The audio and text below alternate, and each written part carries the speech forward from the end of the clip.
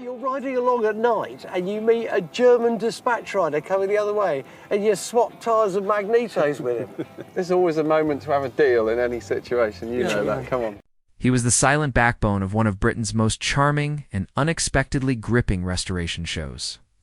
While others were drawn in by the excitement of discovery or the quirky treasures hidden in barns and sheds across the UK, it was Sam Lovegrove's calm, measured brilliance that kept fans coming back. He didn't seek the spotlight. He didn't crack jokes to command the room. Instead, he let the machines talk and quietly translated their language with a level of skill and intuition that felt almost mystical. And then, just as quietly as he had arrived, Sam was gone. No farewell episode, no public announcement, no final ride into the sunset. Just gone. Fans were stunned. What happened to the man who had become the heart and soul of Shed and Buried? Rumors swirled, some whispered about illness, others about creative disagreements, and a few suggested he had simply grown tired of television. But none of it ever felt quite complete.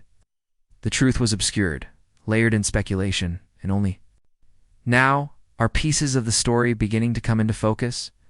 To understand what happened to Sam Lovegrove, you first have to understand who he is, because his disappearance wasn't a gimmick or a ratings ploy.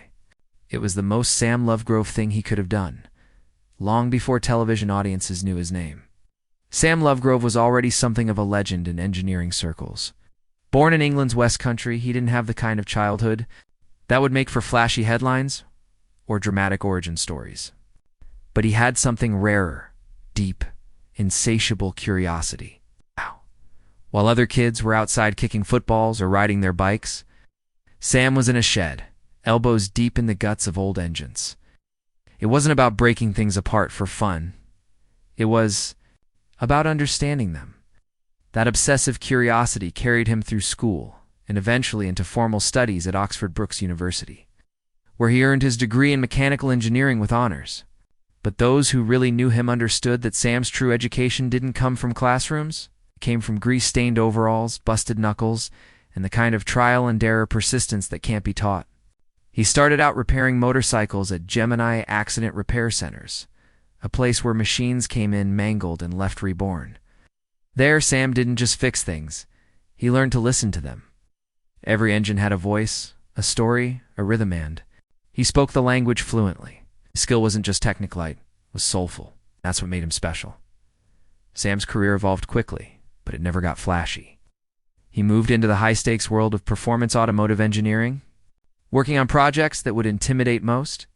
He helped shape vehicles like the Honda NSX and the Corvette C7R machines that weren't just transportation but technological statements. His fingerprints are quietly embedded in some of the fastest, most complex vehicles ever made. He consulted with Aston Martin, Jaguar, Lotus names that carry weight in any garage or collector's circle.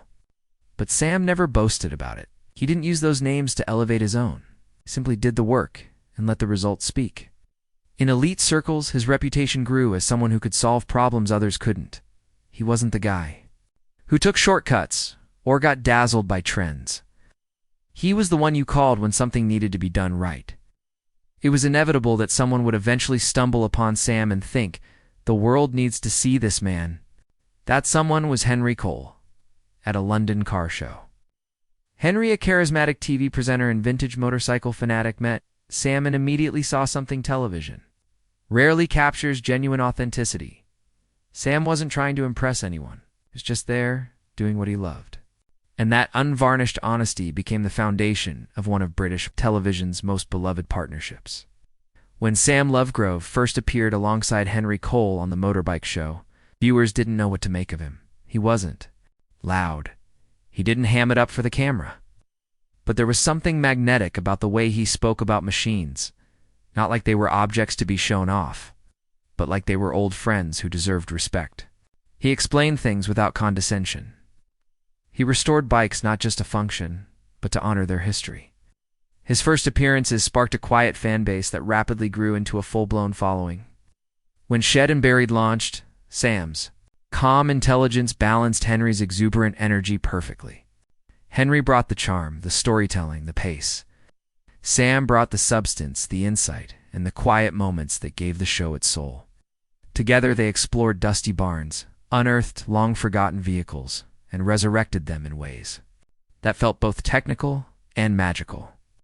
Fans weren't just watching restorations, they were watching art. Who could forget?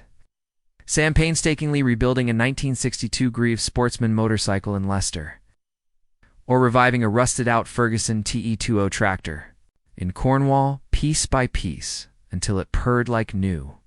Each project became more than just a task, it was a tribute. Sam didn't talk much, but when he did, you listened. And that's what made his sudden absence so jarring. In 2020, Shed and Buried carried on as usual.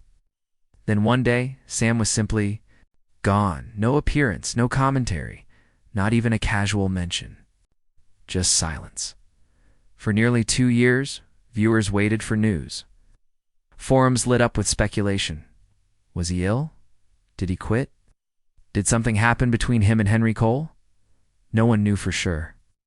Then in 2022, Henry finally addressed the situation in an interview with Classic Bike magazine. According to Henry, Sam had suffered a severe reaction to an insect bite and had to step away from filming.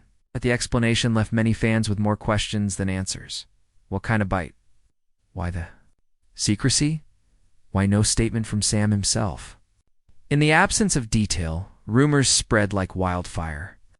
Some said he had creative differences with producers. Others suggested he was battling mental health challenges. A few claimed he had simply grown tired of fame. One fake tweet reading, "I'm never coming back," was even circulated before being debunked. But through it all, one thing remained. Consistent Sam himself stayed silent. And that silence, intentional or not, only deepened the mystery. Eventually, bits and pieces of the real story began to surface, though never officially confirmed by Sam himself. It turned out that after leaving the show, Sam had moved to the peaceful town of Rodruth, Cornwall, where he now lives with his wife and 4 children.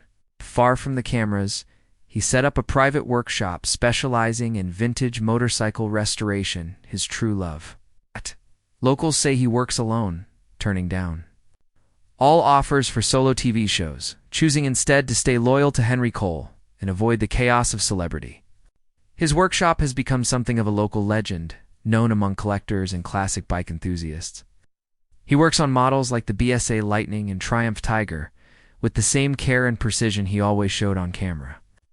He even continues to consult with institutions like the National Motorcycle Museum, contributing his expertise behind the scenes. In 2023, a Thruxton he restored was hailed as a technical masterpiece by Classic Motorcycle magazine. Sam may have stepped away from the screen, but his impact on the motoring world hasn't faded. If anything, it's grown. His decision to walk away wasn't an ending. It was a return to his roots. Sam Lovegrove's legacy isn't one of flashy fame or manufactured drama. It's built on principle, loyalty, and quiet brilliance. He never played the game of celebrity. He turned down offers he felt weren't fair. He refused to be rushed into bad deals or exploit his growing popularity for money or exposure.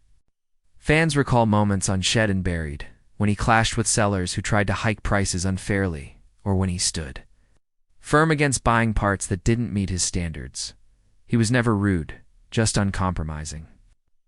And in a media world driven by spectacle, Sam's refusal to play along made him all the more beloved. In 2023, a viral post circulated online suggesting Sam was in talks to return to the show. No official source ever confirmed it, but the rumor sparked hope.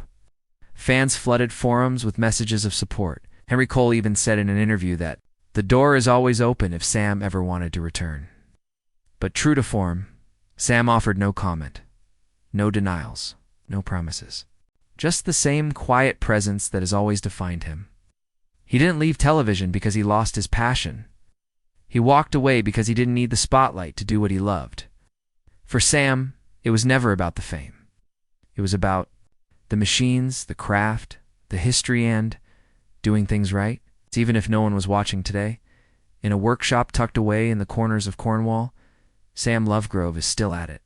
Still restoring old engines, still refusing to cut corners, still letting his work speak louder than any press release ever could. He's not on our screens, but he's in every rusted relic that got a second chance because of him. His influence echoes in every perfectly tuned motorcycle, every thoughtfully rebuilt tractor, every fan who learned something just by watching him work. Whether or not he ever returns to shed and buried almost doesn't matter anymore. Sam has already done what most people never manage. He made a lasting impact by being entirely unapologetically himself. A man who didn't chase fame, who didn't care about attention, and who chose instead to live life on his own terms. And maybe that's the real lesson here. In a world of noise, there's power in silence, a culture obsessed with recognition. There's beauty in authenticity. Sam Lovegrove didn't disappear. He just stepped back into the shed where he belongs. And that's exactly where his story continues.